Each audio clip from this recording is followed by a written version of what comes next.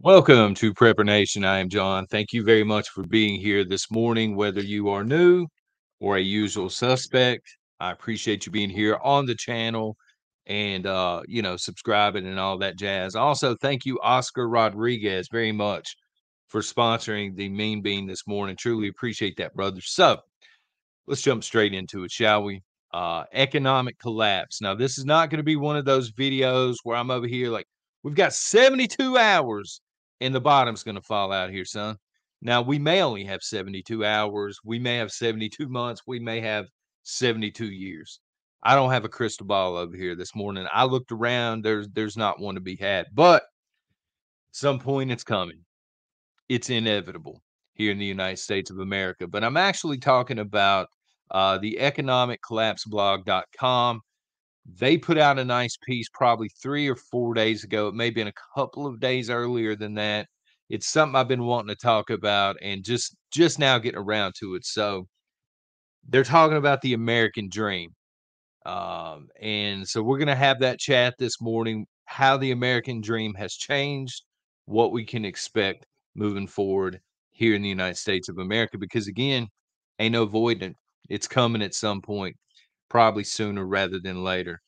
Um, so they were talking about, and of course, this is we're gonna throw some numbers out this morning, and I know that triggers a few people out there. They like to begin to split hairs. They like to dress it up in a fancy dress or whatever. They like to debate the numbers back and forth. I'm just throwing out the numbers that were listed. The cost of living, though, is outpacing the salaries that people make here in the United States of America. This is not new. That has been taking place for decades, right? Homelessness is on a rise here in the United States at levels that historic levels. We've never seen the level of homelessness and the percentage of people being added to that group year over year since just prior to the pandemic, and it continues to get worse. The typical household. All right, and that looks very different than it did 20 or 30 years ago, I would argue this morning. But the typical household, meaning there's a parent or there are two parents, there's some kids there as well. And the American dream, not Dusty Rhodes for you wrestling fans, although he was awesome. But the American dream, when I think of the American dream as it's supposed to be, okay, I'm thinking, of course, I'm biased here, the Andy Griffith Show. I'm thinking Leave It to Beaver. I'm thinking, what is that one? The Brady Bunch. Just a nice house, nice vehicle. You got drama going on in your life, but it's not financial drama. You're not having to worry about, oh my God, how am I going to pay this? How can I afford this? The American dream is comfortable, but not rich, if that makes any sense. And that used to be the dream for a lot of people. Here in America, if you work hard, and a lot of people still have this mentality, but I'm here to tear that up with the wrecking ball this morning, son. If you work hard, you can get ahead here in the United States of America. Nothing wrong with hard work, by the way, but this is not what our younger generations are looking at America and thinking. So, how much do you think it costs over the span of your lifetime to live the American dream? Again, not rich, not high class, just somewhere in the middle class where you're not constantly worrying about paying for insurance, heating your home, stuff like this. Over the course of your lifetime, $3,455,000. That is the rough estimate of what it will take for you to raise children, have a decent home, have decent vehicles, and not have to worry financially about things that are happening in your life. Again, kind of like you see people on the Hallmark Channel. They're worried about a lot of things. Usually somebody's about to lose a farm or something like that, but come on, they all got nice houses, they've got nice cars and things. They're living the American dream. More than most Americans, myself included, are going to make in their lifetime. $3,455,000 and change. There was a little bit of change on that as well. So what's happening is the 1% in this country are becoming even richer. And the other 99% are essentially the working poor. There's very few left in the middle class, if that makes sense. The middle class is being gutted. And again, that's not brand new. It has been that way for a while. Um, the working poor and the homeless skyrocketing. So your 1% is getting richer, your middle class is being gutted, and a lot of those folks that were considered middle class are either now homeless or they're on the verge of it or they are constantly stressing over money. And they gave an item. I'm not very familiar with IKEA. It's not like we do a lot of shopping over there, but I've heard of it. I know they sell furniture. 4 years ago, they just pulled an example of a couch.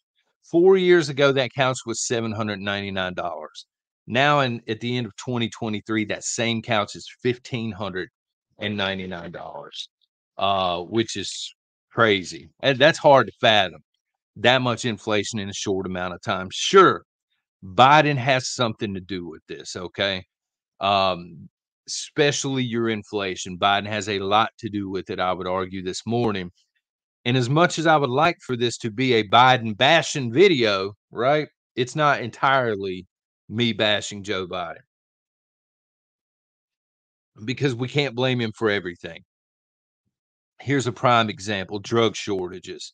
Has Joe Biden made them worse? Yes, I think he has as thief in chief. But this has been an issue that's been festering for a very long time. Why? Because the United States is so heavily dependent on China. And a lot of this is stemming from China right now. Amoxicillin, albuterol, and insulin in some areas of this country are extremely hard to find right now. Again, some of that's on Joe Biden, but a lot of that is because we're not making it here in the United States of America to begin with. Here's another one that we can't really blame Joe Biden for entirely. Trust me, I would like to. The prices of going to college for your median average bachelor's degree back in 1980 versus 2023 has increased 180% since 1980. I'll hear this comment. It's not like every day or anything, but sometimes people, anytime we're talking about college loans, especially, I'll hear, yeah, I worked part time at Dairy Queen and I worked my way through college. It can be done. You should pay your loans back. I'm on board with you on that, but I'm telling you, in 2023, you ain't paying your college loans back working at Dairy Queen. That's not even going to pay the interest at this point. And so, what this does to our young people is it forces them, it's kind of like it forces them on one of two pathways. Okay. Either they're going to have to consider a college loan, all right, in order to get a higher paying job. And the moment they sign the dotted line, again, I think they are responsible for it. I've always said that, but it's a debt trap because that kind of money is going to take almost an entire lifetime to pay back. And, here's an 18, 19-year-old kid essentially who's signing that, and they're indebted for the rest of their life at that point. And it's very hard to live the American dream when you've got 60 or 80 plus $1,000 of debt right out of the gate. So the other path that our young people are taking a look at is the underachieving path, would be the way to put it, because they're looking at this and they're saying, okay, I can go out, I can work a job for $12 an hour and be considered working poor, or I can just lay around and do nothing and the government will take care of me. And the government will take care of them. And that's a huge issue. The four shortages here in the United States of America in terms of employment, okay? The big four right now: medical profession. So you take a look at the medical profession, you have to have some sort of degree for this, okay? For most of it, whether it's phlebotomy, whether it's, RN, LPN nursing, doctoring, of course, you got to have some sort of a degree for that, right? But you need education to become a pharmacist. There's a shortage on pharmacy techs and pharmacists right now. So it's probably going to be a long-term issue. You know what I'm saying? Because nobody is really going to college for this kind of stuff right now because our young people have figured out, okay, it's a debt trap. Even if I become an RN nurse, I'm not going to pay my loans off till I'm 60 years old and I'm on the hook. It's just not as appealing as it used to be because of the price of college. Second one down, education. Again, ask a teacher. If you don't know a teacher, go to a school board meeting and ask a teacher. Most of them have student loans. Most of them are barely making it month to month. And the younger people who are graduating have no interest in it because they hear their own teachers in high school talking about how much it sucks. Why would you want to do the same thing, right? Even if it's passion. The third job shortage that we have is the retail sector. You don't necessarily need a college degree to work at a place like Walmart or Dollar General or something. And a job's a job. I'm not looking down on it. If you're paying taxes, that is awesome for you. But people are looking at Walmart, for example, because they're the biggest employer, I think, here in the United States, or Amazon maybe as a picker, and they're saying, I can't really survive off $14 an hour for the rest of my life. A lot of people that work at Walmart, Amazon, etc., they qualify for government benefits because, again, they're considered working poor. And then the fourth one down on the list was leisure and hospitality. So this is a broad range. This is going to be your hotels and vacation resorts I think they even included restaurants and things. So anyway, long story short, same thing. You know, can you make it in Joe Biden's America here in 2023 working for $4 an hour plus tips as a server? Can you make it on minimum wage and pray that people are going to leave tips? If you're cleaning rooms and things at a hotel, and the answer most times is no. And our young people have figured this out, folks. This is where we always hear the term people just don't want to work. Well, I think the younger generations have figured out there's really not a lot of point to it, because the government will put them in housing, not the greatest housing, but they will put them in housing. They will give them free insurance. They will pay for their groceries. They will, believe it or not, pay to keep their lights on and things like this. The incentive to work here in the United States is vanishing along with the middle class. Um, the government just makes it so easy to do. And here's why. The government would rather you be dependent than independent, right? You hear the term all the time in the prepping community. You control the food, you control the population. Now, this can mean we have the food in a warehouse under gunpoint, threat of gunfire.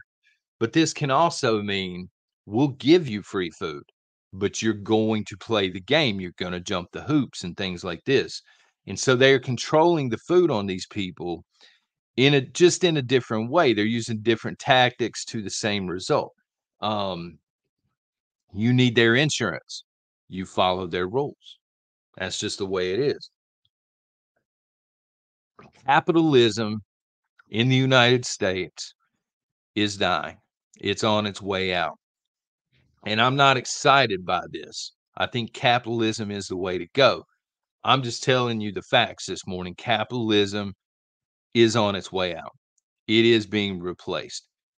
It's gotten to the point now where if you work hard and you are not dependent on the government, you are punished at tax time.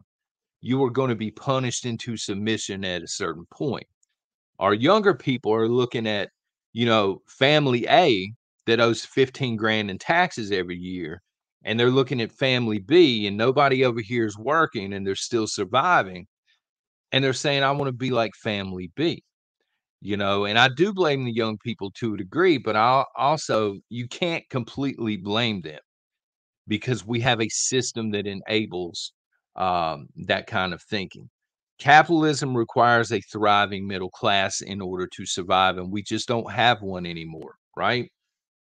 There's no incentive, as I said, to work hard or to pursue the American dream. That's why it looks entirely different than it did in 1970 or 1980, folks. The country has changed drastically for the worse.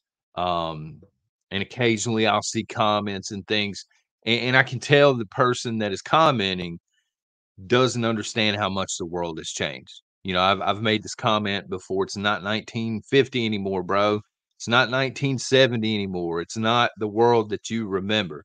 It has totally changed. And if our young people can get iPhones and they can get fed and they have a place to lay their head down at night and they've got internet access, they don't care that the government is paying for it. There's literally no incentive for them at this point, which is why I think capitalism is on the way out. In 2023, the American dream has turned into survival. Study the Soviet Union collapse. If you were in the coffee club or Patreon, you're going to have a video link drop about 3 p.m. Eastern Standard Time today. It's to a documentary on the Soviet Union as it was collapsing. Pay attention to the parallels and things. They were short on farmers and laborers, and we're beginning to see the same things. They started to get short on medical professionals as well. We're starting to see the same things. And if you do invest time and watch that documentary, pay attention to the people back then in the Soviet Union that are being interviewed. You know, they had this scheme going where they would give you land in order to farm and produce and kind of split the money. And the people were, you know, they would actually say on camera, I'm not trying to get off on a tangent, but they were telling the camera crew, it doesn't make sense because I can sit here, do nothing essentially, not have to labor, and I get fed by the, you know, by the state, so to speak. So no, I don't want your land. You can keep your land and all of this stuff. And then soon after we saw the collapse, the parallels are unreal. We're seeing the same thing the Soviet Union saw. I personally think it's going to take longer for us to collapse because we have a large population and capitalism. You know, we were booming at one point in time here in the United States of America, but something important to remember, not everyone survived the collapse of the Soviet Union. People did run out of medications and just die off. People did starve to death. You know, people were looking for clean drinking water and things. So understand not everybody's going to survive the economic collapse here in the United States of America. When that time comes, and I assure you it's coming soon. Again, don't know exactly when, but soon. Um, Not everybody's going to survive. And I sure do hope you've been prepping. Folks, this is John with Prepper Nation. Y'all take care. God bless.